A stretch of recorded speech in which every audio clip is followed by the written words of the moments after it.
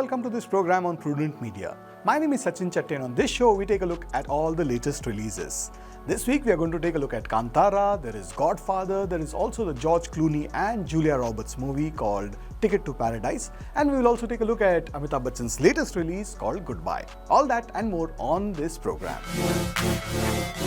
First on the show, let's take a look at Kantara. While big budget films usually hog the limelight, there is some remarkable work with not so fancy budgets that also command attention. Kantara, a Kannada film by the multi-talented Rishabh Shetty, is one such film.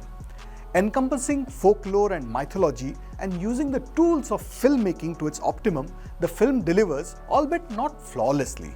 At 150 minutes, it is largely a smooth ride but could have still done with some trimming with the comedy and romance bits which make up for all the mainstream masala. But primarily, even when the writing by Rishabh Shetty dips, the filmmaking doesn't. There is a certain sense of clarity and confidence in his directional skills. Right from using slow motion and even ultra slow motion during certain scenes, there is also the dolly zoom, which is known as the Hitchcock zoom, that is effectively used during a scene when the protagonist is smoking up.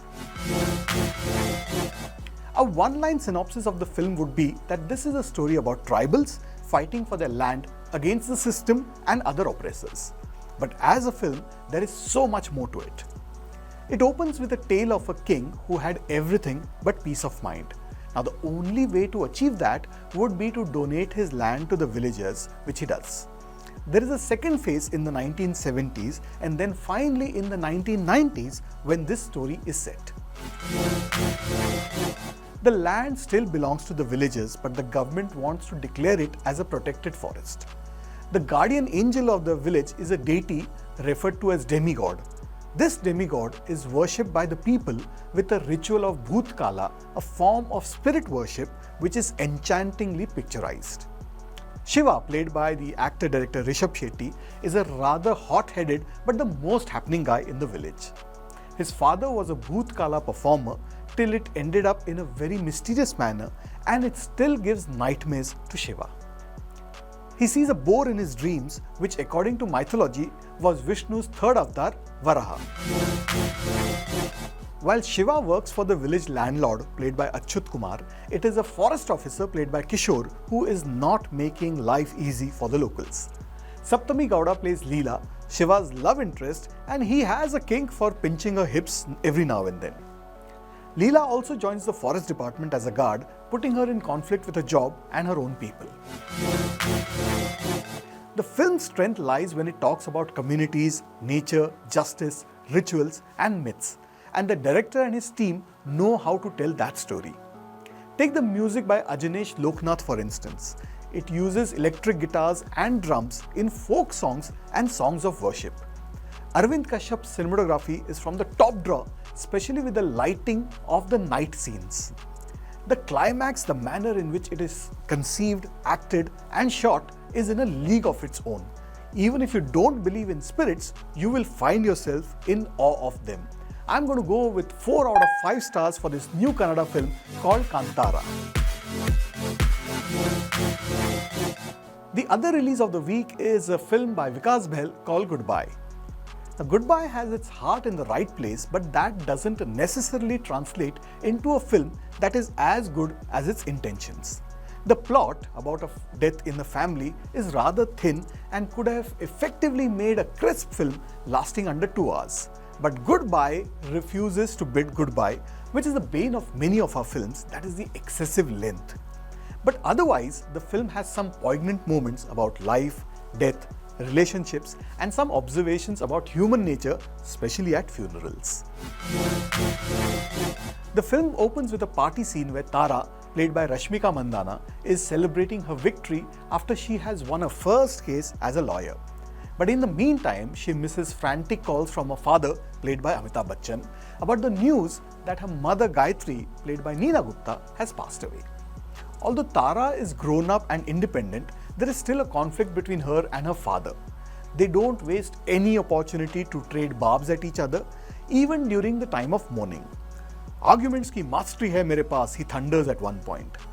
Now she is a non-conformist who doesn't believe in rituals and traditions, and he likes to play it by the book, especially when the advice is given by his friend played by Ashish Vidyarthi. Tara's other siblings include Karan, played by Pavel Gulati, who comes all the way with his American wife, played by Ellie Avram, who has some initial trouble with the local culture, especially when it comes to the attire. Yama, the god of death, takes life away from everybody, including foreigners, she is told. Now, Angad, played by Sahil Mehta, takes his own time to get there, while the third brother is incommunicado. There is also a Labrador in the house named Stupid, who is also mourning along with the domestic help, who has something going on with Angad, but that is never explained or explored. The scene where the neighbors gather to pay their respects is a hoot. वैसे भी driver के साथ ही जाना है walk पे, one of the ladies says, while they later debate about what the name of their WhatsApp group should be, Gone Gayatri Gone being one of them. The interpersonal family equations come into play, but there is only so long that they can go on before they get repetitive. In the latter half, a trip to the Ganges to immerse the ashes brings up some interesting conversations with a priest played by Sunil Grover. It's about life and traditions. Now, one could dismiss it as drivel, but at least it is worth listening to. Now, expectedly, all the relationships fall in place by the end, but it takes its own sweet time. A voiceover keeps wailing "Mai Re" on the soundtrack during some of the emotional scenes just to make you sad, but instead you feel irritated. On the acting front, Amitabh Bachchan makes the best of his role. There's a scene where he delivers a monologue in front of his wife's ashes. Now, there are several extras walking behind him while he is emotional as the character and focused as an actor. Rashmika Mandanna as the daughter is equally impressive, especially in the sentimental scenes. Goodbye is a decent outing, but it definitely overstays its welcome. I'm going to go with 2.5 out of 5 stars for the Amitabh Bachchan Rashmika Mandanna starrer called Goodbye. The other release of the week has George Clooney and Julia Roberts in this film called Ticket to Paradise. Directed by Al Parker of Mamma Mia, Here We Go Again fame, Ticket to Paradise is one of those easy-going romantic comedies that were quite popular a couple of decades ago. It helps a great deal that there are 2 A-list Hollywood actors in the form of George Clooney and Julia Roberts. Replace them with someone else and the film probably won't have the same chutzpah that they exude. Parker also wrote the delightful The Best Marigold Hotel back in 2011, and he brings some of that charm here.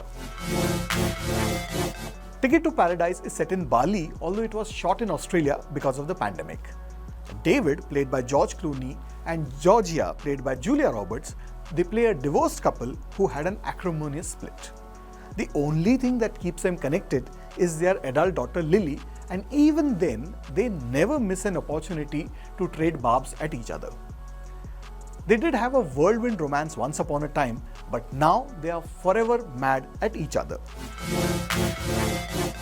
Lily meets a handsome young local man during her trip to Bali, and the next thing you know, she has decided to marry him. That gets the parents in a tizzy. They don't want her to make the same mistake they did, assuming that it was a mistake. They immediately board the next plane with the intention of convincing her to call the marriage off or to sabotage the wedding. There are light-hearted and funny moments from the time they sit on the plane till they come up with ideas to disrupt the wedding. Now add to it, Georgia's younger boyfriend, an airline pilot, also lands up on the scene. It doesn't take much of an effort to figure out how it will all end, but till then, the ride is smooth, even if it is full of fluff. There are a handful of amusing scenes that gives the actors an opportunity to add that extra zing, like the scene in the bar or the encounter with the dolphin and even the bickering on the plane.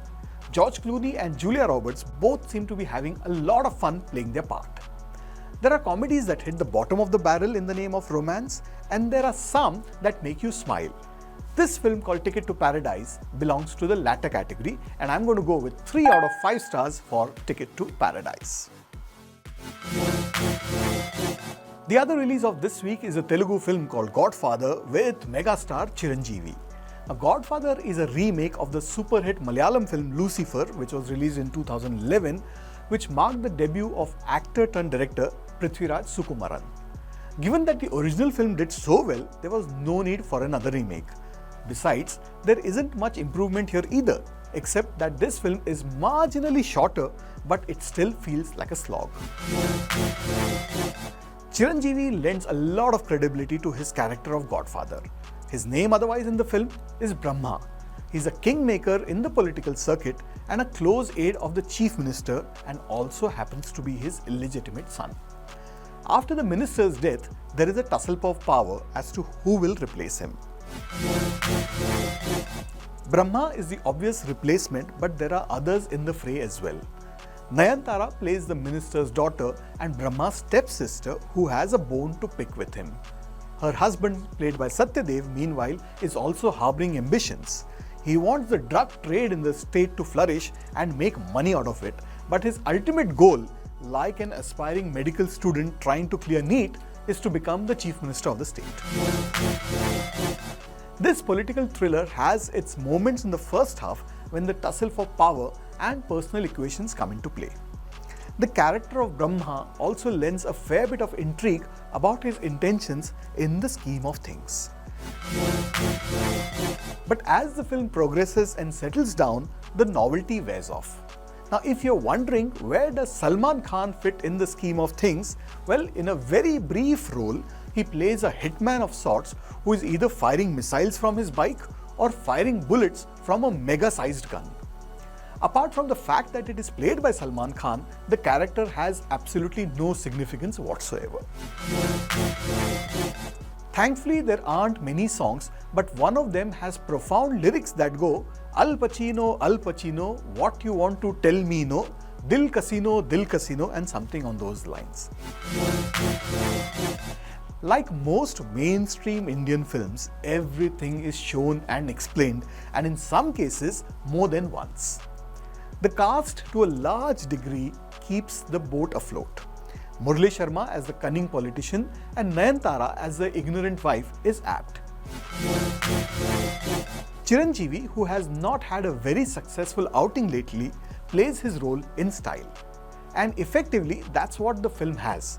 More style and less substance. I'm going to go with 2.5 out of 5 stars for Chiranjeevi's latest film called Godfather.